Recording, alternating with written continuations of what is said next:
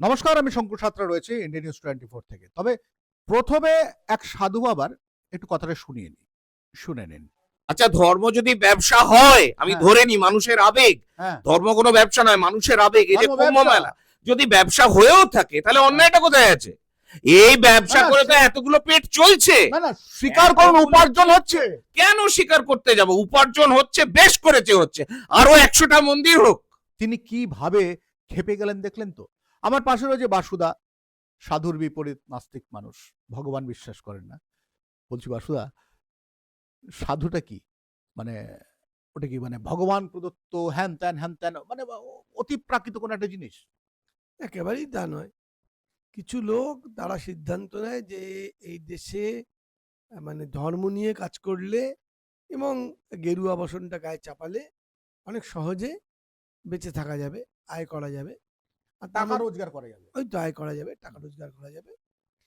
এবং এটা একটা সম্পূর্ণভাবে সচেতনভাবে একটা বড় ধরনের ব্যবসা, ছোটখাটো ব্যবসা না। ব্যবসা বলবেন না লুট বলবেন?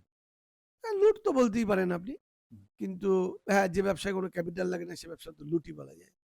হ্যাঁ, যে প্রত্যেক ব্যবসায় কিছুটা ক্যাপিটাল লাগে। এখানে ক্যাপিটাল বলতে ওই তিলকটুকু কাটার জন্য যেটুকু তিলকের খরচা আর ওই গেরুয়া পড়ার জন্য যে গেরুয়ার খরচা। তাহলে আপনি বলতে দিতে পারেন যে সবাই তো এরকম করে মানে গেরুয়া পরেই এত টাকা ইনকাম করতে পারছে না। হ্যাঁ, সেই ইনকাম করার জন্য একটু এলেম লাগে, এটা ঘটনা। যে যতটা গুছিয়ে বসতে পারে, যে যতটা ভালো কথা বলতে পারে বা প্রচার করতে পারে। আজকের দিনে তো সোশ্যাল মিডিয়াতেও দেখি সাধুরা প্রচার করছে দেখছি। এবং প্রচার করার জন্য তারা লালায়িত। এই যে সাধুরা বিভিন্ন সোশ্যাল মিডিয়ায়, হ্যাঁ, বিজ্ঞাপন সোশ্যাল মিডিয়ায় যাতে প্রচার হয়, এই জন্য তারা বেশ উৎসাহী। সে তাদের পজিটিভ প্রচারই হোক আর নেগেটিভ প্রচারই হোক, প্রচার হলে লোক আসবে। আমার তো বক্তব্য, বেশ করি ব্যবসা করি, এটা তো বললে তো ভালো। এটা তো বলে না, বলে তো সেবা করি।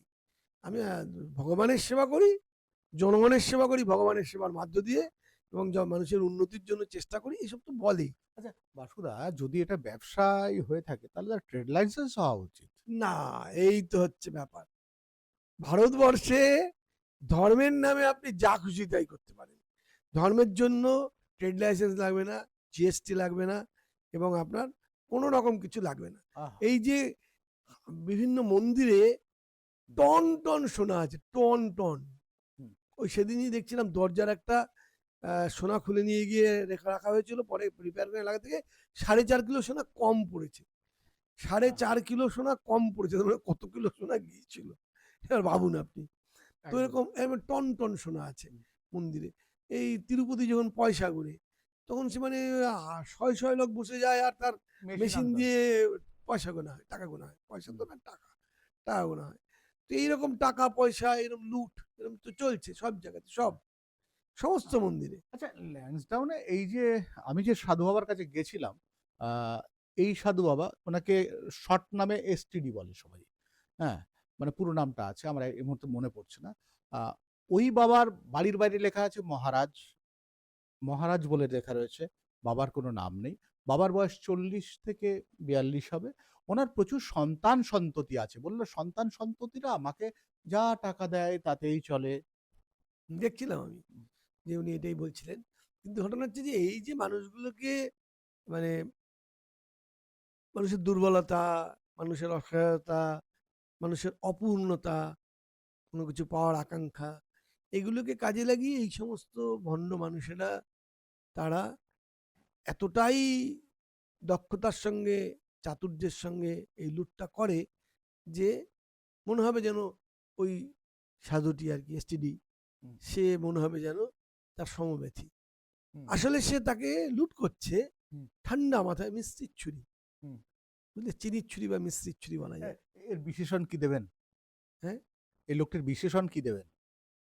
বিশেষণ মানে তো খুঁজে বের করতে হবে, মানে এটা হরিচরণ ঘাটতে হবে আর কি, একে বিশেষণ দেবে। সবচেয়ে বড় যে ডিকশনারিটা আছে আমাদের বাংলায়, হরিচরণটা আমার কাছে আছে 2 খণ্ডে, বিশাল বড়। তো ওই হরিচরণ থেকে ওর বিশেষণ খুঁজে বার করতে হবে। অসাধারণ, আমি দেখছিলাম যেভাবে উনি ফিরিয়াস হয়ে উঠলেন, দেখার মতো। আচ্ছা, আবার ওই এসটিডির বিষয়টাতে ফিরে যায়। ওই এসটিডি যেটা বললেন, কেন টাকা দেবে না? মাসের শেষে, মাসের প্রথমে সবাই টাকা রোজগার করে মহোৎসব করবে, সাধুদের টাকা দেবে না, মন্দিরে টাকা দেবে না? এটার একটা বর্ণনা চাই, একেবারে ওই এসটিডির উদ্দেশ্য করে। একটু বলুন প্লিজ, আপনি নাস্তিক মানুষ, আপনি বলুন। মানে এই যেটাও বলেছে, এই ঔদ্ধত্যের কোনো সীমা নেই। হ্যাঁ। এই ঔদ্ধত্য দেখানোর বিরুদ্ধে মানে কোনো রকম নিন্দার ভাষা নেই। হুম। আমি বলবো ওনাকে যে প্রত্যেক ব্যবসার একটা নিয়ম আছে, হুম। সেই ব্যবসার নিয়মটাও উনি মানছেন না। আচ্ছা, হ্যাঁ, সাধু তিনি আবার ব্যবসা বলছেন। না না, প্রত্যেক ব্যবসার নিয়ম আছে। সাধু যারা আছেন, যারা বুদ্ধিমান সাধু, হুম। উনি দেখলাম একটু ওনার বুদ্ধিবৃত্তির ঘাটতি আছে, নাহলে ওভাবে কেউ কথা বলে না। যে সেখানে যে যতই তাকে গালাগাল দিক না কেন, সে বিনয়ের সঙ্গে বলবে যে ওরা অবুঝ, ওরা জানে না। আপনি আমায় বলছেন আমি ব্যবসা করছি, আপনি অবুঝ, আপনি জানেন না, এভাবে বলতে নেই। হুম। হ্যাঁ, আমি ব্যবসা করছি করতে, আমি তো সেবা করছি। হুম। কিন্তু উনি যেটা বললেন, এটা বুদ্ধিমান লোকেরা বলে না। ওনার এখনো মানে বুদ্ধিমান সাধু হয়ে ওটা হয়নি আর কি।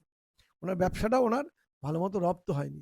যে সাধু যত সুন্দর ব্যবসায়ী, তিনি আপনাকে তাকে তাকে যতই বলুন না, সামনে বসে তাকে বলুন না কেন যে আপনি ভণ্ড, আপনি চোর, তিনি বলে তুমি ভুল করছো বাবা, একদিন তুমি বুঝবে যে তুমি ভুল করেছো।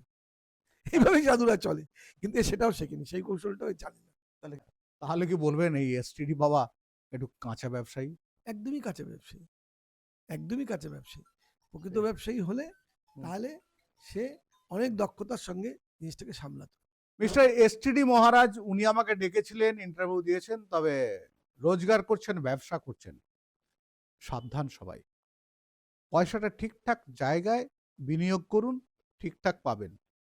সরকারি নানা প্রকল্প আছে, সেখানে দিন, কিংবা নিজে একটা ব্যবসা করুন, হাতে সেলাই ব্যবসা করুন, তাতে লাভ আছে। সাধুকে দিয়ে ওনারা খেয়ে নেবেন, ওনারা মজ মস্তি করবেন, কিন্তু আপনার কিছু হবে না।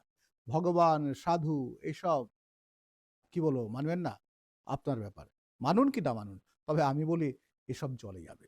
আমি শঙ্কর আছি আপনাদের সঙ্গে, ইন্ডিয়া নিউজ 24 দেখতে থাকুন।